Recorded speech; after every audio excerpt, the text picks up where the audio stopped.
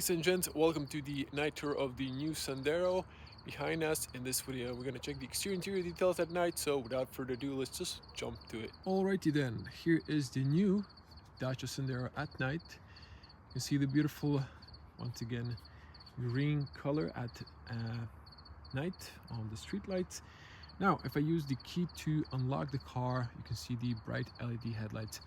Now, I've just realized I've filmed the Sandero stepway, so basically looks the same, but I've said I'm gonna film it and show it in the day review, so I decided to film it anyway for those of you who might be looking for the 2025 model year.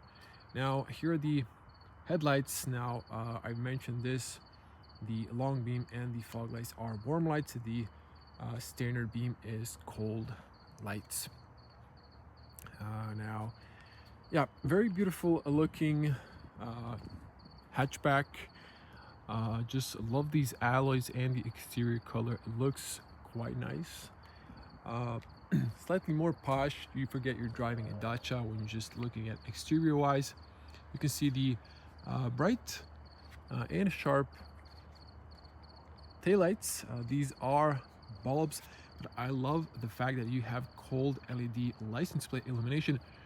Now, I haven't checked the video for the stepway, but I think they might have changed these to cold lights in the 2025 model year, because I've noticed this has some of the changes, and I've noticed the suspension is maybe slightly comfier, and the seats that I've mentioned in my day review, the seats are slightly better. So I think some of these changes are generally for the 2025 model years, because some of them are inherited from the new Duster. That's been improved a lot because they've increased the budget for that one. You can see warm light illuminates nicely the cargo area, definitely the bottom area as well. You can see that, and let me just pull this one. Backpack is here, blocking that. Yeah, definitely slightly improved hatchback. Pressing the wrong one. Wanted to turn on the lights from this, and yeah, definitely improved hatchback. Now, yeah, going to the interior. Yeah, well, the interior doesn't have any lights on the back, so it's a bit dark on the back. I'm not sure why they've saved money on the back. They could have put a little light on the top, just like they did on the front, and that is that. These illuminate white.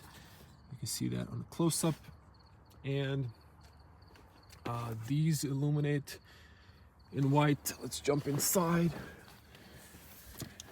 And yeah, closing sound. I don't have my external mic, so this is the iPhone mic. And yeah, switching to white lens. Yeah, so if we flip this switch off, you can see the night point of view. Now, cool thing, when you press the start stop button, look at the gauges. It's like a sport gauge. There's the needle sweep. That's a cool detail.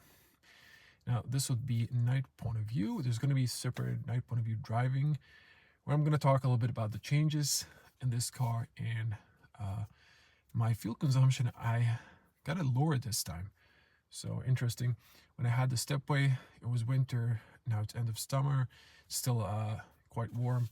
As you can see, 20 degrees Celsius outside. Zoom back in. Okay, nice and crispy. Now, yeah, what to say here. Very simple but nice looking interior at night. We have the white buttons. We have the classical needle gauges. Red on white looks nice and sporty, although this has nothing to do with a sport car. I haven't switched the engine on, so that's why the check light is there. It's just a test light. Don't worry, it's a new car, it's not broken. You can see this one goes amber. Now this one, it just disables everything. When you press it twice, you disable all the safeties and the new pesky, speed warning thingy. Now, someone has mentioned in my night point of view review on the stepway that they're happy that the past model, the 2024 model year, didn't have lane assist camera. And yeah, it's true, because sometimes I was just driving, doing the consumption test. I'm driving straight, and all of a sudden I feel the car pulling me to the side and telling me to take over control. It thinks I'm slightly leaving, I guess, the lane, and it wants to intervene, which I don't need. And then I just decided to, flip this one, or just press it and twice and disable that.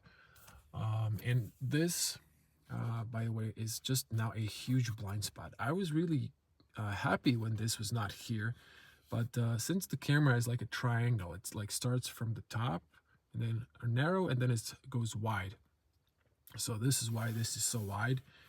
Even if they narrow this plastic like up here, you could see better the traffic light. But no, they just decided to put this huge square shape. And then these, not a huge blind spot, but then some situations with the pedestrians in lower visibility might be an issue.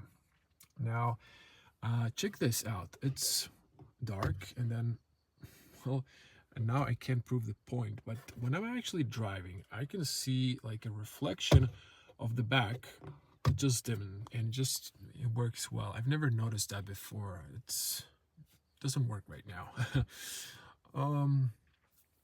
Yeah, I forgot to turn this one. Now the car, since I didn't turn it on, went to power saving mode. I'm just gonna turn it on for a moment. You have to press in the clutch. Yeah, you can hear the petrol now, and the petrol is like, so if you're recording with your phone and Apple CarPlay connects, it interrupts your recording. I was mentioning, but yeah, listen to this. By the way, the exhaust pipe is like below the driver, so that's why you can hear it so good. Everything else here illuminated mostly white. There's some amber details and red details. This goes off, these two, when you start driving, basically. And here's Apple CarPlay, so looks nice, and the standard navigation. So that's that. You have the parking brake illuminated. That's everything. I don't think there's any point of showing anything else besides the front and rear fog lights. You can see the long beam. Now stay tuned, watch the separated night point of view review. I have a new camera with a larger sensor, so you should have a better night picture. And again, I'm going to add some of the new details about this car, but basically it has the new lane assist camera. There's no radar on in the front of the bumper anymore. And yeah, I've mentioned the suspension and the seats feel better. Okay, I was convinced that there's dual fog lights because that's red, but it's apparently not. It's just the left one, and the front fog lights, just a demo here, they are warm. Potentially you can retrofit those, but they came warm from the factory. That is that. Yeah, that was a short tour. I was trying to hit 8 minutes, but yeah, again, when you switch off, the system also interrupts your recording. Not that it matters to anyone besides maybe some car reviewers. Yeah, I was trying to say I'm trying to hit 8 minutes because then you get better ads. Anyways, USB-A and USB-C now available. Not sure if it illuminates on the back. I don't see it, so I'm just gonna assume it's not the case. So I think the idea of this car is like, you're probably going to be driving on the front, and then for the rear passengers, you're driving kids, and you don't need to have lights or illuminated USB-Cs. That's the new Dacia Sandero, and that was the night review. Give it a like, comment below, and share this video. Helps me and others who might be looking at the same car.